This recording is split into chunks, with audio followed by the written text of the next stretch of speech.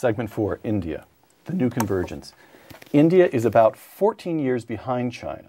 China's growth jumped up in the late 1970s, while India's growth accelerated in the late 1980s.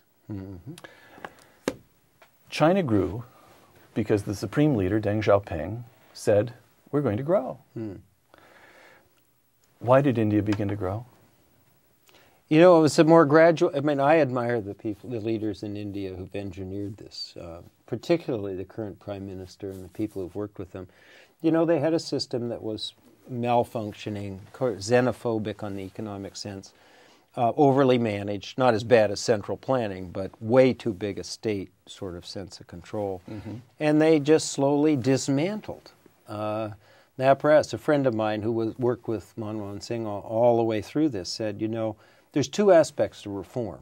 The first thing is the thing that Milton used to talk about. You got to get the government out of the way. Right. If it's in the way, and let the private sector run, and they've been doing that. And it's just harder. It takes a little longer in the world's most complicated democracy. Democracy, you just said the word. China unambiguously has put economic growth ahead of democracy. I have heard over and over again from Chinese friends, of whom there are people in and out of Stanford University from China a lot, as you know very well. I do. And so if I had a nickel for every time I've heard this, I could retire. We can't do it now, but in 50 years, we'll be a democracy. Do you hear that as well? All right. India already is a democracy, and it's a great, big, messy democracy. They had no choice. They're stuck with democracy.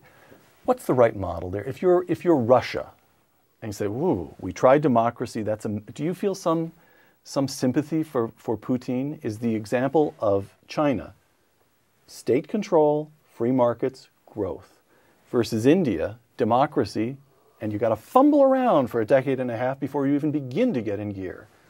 Is this bad news about democracy? No. Okay, why not? No, the way I put it is, look, there's trade-offs. It probably is true that if you have an autocracy that is reasonably competent and smart and benign, that is acting as if it were a democracy, at least in some dimensions, on behalf of the people, then it probably can move faster if it knows what it's doing. On the other hand, it's more dangerous. If they don't know what they're doing or they don't care about the people, they can go off and, without really any constraints. So people just put different values on these things. A democracy is safer, probably a bit slower, but the truth is, in the long run, they can both get the job done. All right. It's almost a commonplace to say that China's getting infrastructure right. You go to the new airport in Beijing, or you just watch the Beijing Olympics, all these spectacular highways and Olympic state. Whereas India, to get from the airport into downtown Delhi, you've got to get in a pedal cart, it seems, almost these days still. That the infrastructure, why is that? China understood the importance of infrastructure, and because of the history, the taking over of all the country's assets, they inherited the situation where the state had a gigantic balance sheet, and by and large, they've deployed that asset to tremendously good effect. So India is the more normal case. Most countries struggle to find the resources to deliver, in a poor country, to deliver enough services to keep the people in the country going and invest.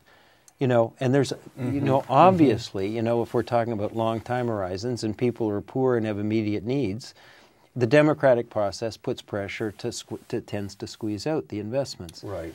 That the Chinese, in some sense, never really were forced to make that choice. The Chinese are not overinvested in infrastructure? Maybe a little bit. But only a little. Yeah, I mean, people say that a country that's run the investment rate up to 45% of GDP must have some inefficiency in there, and even if they don't know exactly what it is, and there's some truth to that, but they've done an awful lot of good. Okay. Another commonplace, innovation. Yeah. It's said over and over again, all right, fine.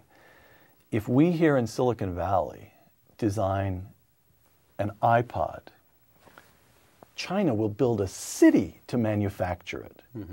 But they can't design an iPod of their own. This gets this whole question. This is the one place where the question of culture still seems to come up again and again. Whereas India, you get the feeling that at the very top levels of education, they're turning out really top-flight engineering talent, that there's some openness to entrepreneurial activity, that in various places in India there are little sort of nascent Silicon Valleys of their own springing up. A, is that correct? And B, why should it be? Is there some cultural component to growth here, to innovation specifically? Yeah, I doubt it. You doubt it. I doubt it. You do. Yeah, I think it's. I think the entrepreneurs respond to the large opportunities in their environment, and they're a little different in the two environments. So there's a lot of successful entrepreneurs, but they've sort of taken advantage of the supply chain opportunities and what was there. But to be honest with you, on the journey to advanced country status, I think both of these countries are going to be major innovative forces. You do? Yeah, I do. If we could create two index funds, Mike, actually, I'm sure index funds of the kind I'm about to describe exist. Yeah. And one is just a straight index fund on GDP per capita in China 15 years from now. You invest today and you get it out in 15 years. And the other is an index fund on GDP per capita in India. Which one would you invest in? Both. All right, fair answer. Yeah. Fair No, answer. just because on diversification, I think they're both have a very good chance of sustaining the growth. You do? I do. I really do.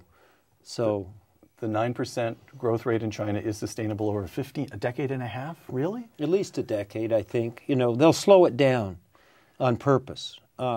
The 12th five-year plan that passed in March, and is the operating game plan for the economy, and the new leadership team coming in, set it at 7%. What they're doing is they're buying space, if you like, to devote to the rising challenge of income and other kinds of inequality, and to sustainability issues, natural resources, environment, energy, efficiency. So they think those are important, that they'll slow themselves down in order to achieve those objectives.